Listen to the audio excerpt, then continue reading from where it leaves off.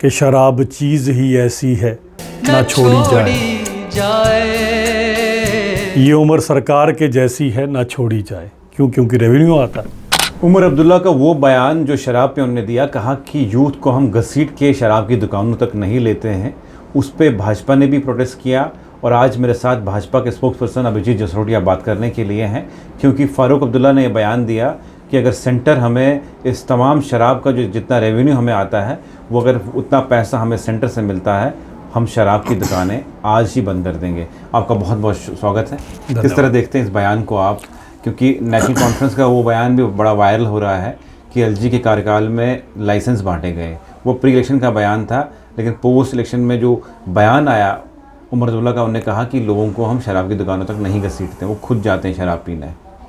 बहुत बहुत धन्यवाद आपका मलिक साहब, और आपके देखने वाले दर्शकों को भी मेरी नमस्कार।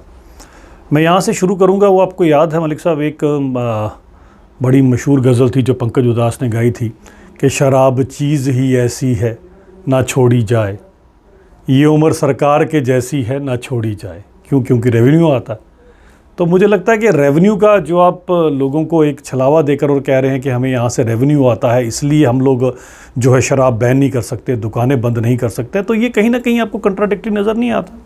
क्योंकि जब उमर साहब ने वोट मांगे थे लोगों से, तो आपको भी याद है, मज़हब के नाम के ऊपर, दीन के नाम के ऊपर, और ये सब करके लोगों को बरगलाया गया था कि हमसे बड़ा आपका रखवाला कोई नहीं है, हमसे बड़ा आपके मज़हब का रखवाला कोई नहीं है। ये सब इन्होंने कहा था लोगों को, और लोग जिस तरह से 60-70 साल से इनकी बातों में आ रहे थे, उसी तरह से इन छलामों में आ गए।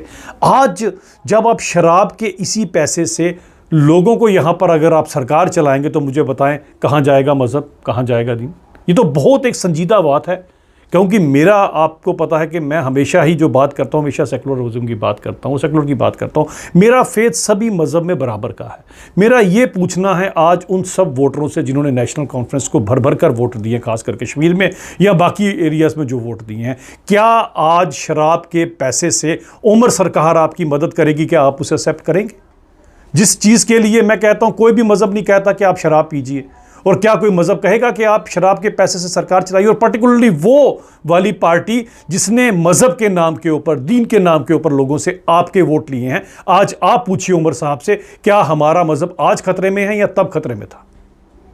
ये बताइए कि जिस तरह से फारूक साहब ने कहा कि अगर सेंट्रल गवर्नमेंट हमें इतना रेवेन्यू देती है जितना रेवेन्यू हमें शराब से आता है, तब जाके शराब की दुकानें बंद होंगी, किस तरह देखते हैं इस बयान को आप? देखें, यही तो गैर जिम्मेदाराना बयान है कि आप एक तरफ तो अपनी आइडियोलॉजी और अपनी सब चीज़ें आप इलेक्शन से पहले कुछ और बोलते हो, और आज इलेक्शन के बाद लोगों को मजबूर कर रहे हो कि शराब के पैसे से हम आपको मदद पहुंचाएंगे, इसी शराब के पैसे से हम आपका सिस्टम चलाएंगे। तो कितनी कौन सी आपकी ये दोगले मापदंड की नीति है?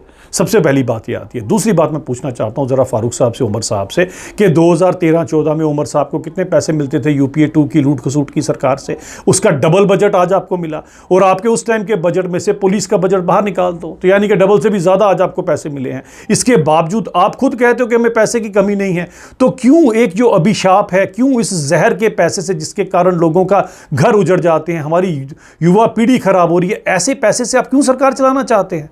मुझे तो लगता है कि सबसे पहले आप ही को इनिशिएटिव लेना चाहिए इन सब चीज़ों के ऊपर। लेकिन आज आप देखें कि आपका इलेक्शन के पहले का मैनिफेस्टो, इलेक्शन के पहले के बातें कुछ और थी, और इतना गैर जिम्मेदाराना बयान, क्योंकि इन युवाओं को 1.5 लाख नौकरियां तो आप दे नहीं सके, मुफ्त बिजली आप दे नहीं सके। आप कहते हो कि हम आपको घसीट के थोड़ी ना लेकर जा रहे हैं शराब की दुकानों पर। मैं उमर साहब को एक बात बताना चाहता हूँ, शायद इन्हें नहीं पता होगा कि शराब की दुकानों के ऊपर एक पर्टिकुलरली पिछले दिनों एक एक्ट आया था, जिसके अंदर आपने शराब की सभी बोतलों को जो है काले पर्दे के अंदर या काली फिल्म के अंदर रखना। उसका कारण क्या है? उसका कारण यह कोई देखकर इन चीज़ों को अट्रैक्ट ना हो। तो आप ये कौन सी बात नहीं कर रहे हैं? आप क्या चाहते हैं कि युवा ऑलरेडी जो नशे की उन सब चीज़ों में, और नशे की लत भी युवा को इसलिए लगी है क्योंकि 30-40 साल आपने वो हालत, वो बेड़ा गर्क किया जम्मू कश्मीर का कि युवाओं के पास कोई और ऑप्शन नहीं बची थी। लेकिन अभिजीत जी, ये बताइए कि आपके डबल फेस क्यों है फिर? जब सरकार बनने से पहले एलजी के मतलब कार्यकाल में ही लाइसेंस बांटे गए, शराब की दुकानें ज़्यादा खुली, तब आप लोग चुपचाप मुंह बंद करके थे। आज जब उमर साहब ने यह बयान दिया कि हम लोगों को घसीट के वहाँ तक नहीं लेते शराब की दुकान तक, आप बोलना शुरू हो गए। आपको याद आया कि शराब की दुकानें बंद करानी है। देखिए मलिक साहब, एक बात समझिए कि ये जो 60-70 साल से जो लाइसेंस बांटे गए, किसने बांटे? क्या उमर सरकार ने या एनसी की सरकार ने नहीं बांटे?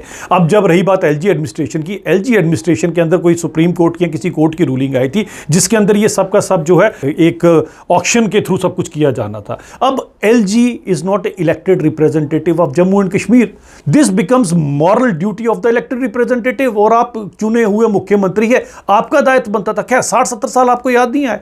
मैं जम्मू के लोगों को भी और कश्मीर के लोगों को भी बताना चाहता हूं कि आपके पास तो 2-3 वाइन शॉप्स ही थी जो उन्होंने दी थी। जम्मू में तो मेरे ख्याल से 350-400 वाइन शॉप्स उन्होंने दी, जिसमें मैक्सिमम वाइन शॉप मेरे वहां सांबा के एरियाज में और कुछ रजौरी पुंछ के एरियाज में बांटी थी इन्होंने। तो ये सब ये करते थे। और शायद बड़े सारे जम्मू के लोग किस्सा जानते होंगे कि हमारे उस समय के जो यहाँ के बेताज बादशाह यहाँ पर हुआ करते थे, उन्होंने यहाँ पर क्या किया, जो मुख्यमंत्री थे उन्होंने किसी का गाना पसंद आया तो उसको रिवार्ड में जनाब वाइन शॉप दे दी, किसी को बार का लाइसेंस दे दिया। ऐसा कुछ तो किया करते थे आप। और पिछले ज़रा रिकॉर्ड निकाल के देखिएगा, आपने ये सारे का सारा जहर मेरे जम्मू में परोसा है। जम्मू के लोगों को आपने ये मजबूर किया है कि वो शराब की लत की तरफ जाएं। और खैर बख्शा कश्मीर के लोगों को नहीं, क्योंकि 2-3 वाइन शॉप्स वहां पर भी आपने दी थी धड़ल्ले से। आज आप एलजी साहब से क्यों पूछोगे? एलजी साहब को इलेक्टेड रिप्रेजेंटेटिव तो है नहीं है। He has to go as per the books। आपकी जो लोग वहाँ पे वर्कर्स प्रोटेस्ट कर रहे हैं सीएम की रेजिडेंस के बाहर, उनको क्या ज़रूरत पड़ी प्रोटेस्ट करने की? वो चाहते तो नई दिल्ली से फरमान भिजवाते यहाँ पे एलजी साहब को, तो दुकानें बंद हो जाती। ये प्रोटेस्ट करने का क्या मतलब? आप भी चाहते हैं कि आपकी पार्टी के लोग वहाँ टीआरपी ले लें बस? देखें, फिर तो ये बात तो होगी कि दिल्ली से अगर सभी फरमान आने हैं तो दिल्ली वालों के पास तो सिवाय पुलिस के और कुछ नहीं है आपके हाथ में। ये जो चीज़ लेनी है ये उमर साहब ने डिसीजन लेना है इसके ऊपर, कहीं पर भी इनको कोई कह नहीं सकता।